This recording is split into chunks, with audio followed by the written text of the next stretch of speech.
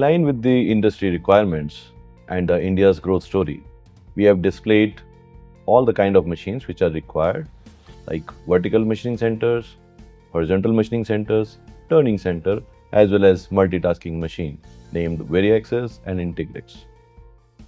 Last 4 days, we are seeing a lot of new customers and existing customers coming to our booth. And this is the first time we are finding all our customers are discussing technology.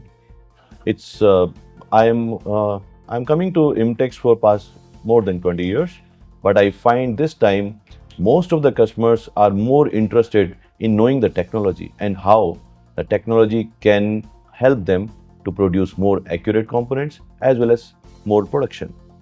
This is a unique trend, and I'm sure it is in line with the world requirement, as most of the components coming from abroad for India, coming to India, it means the accuracy requirements and production requirements are enhancing.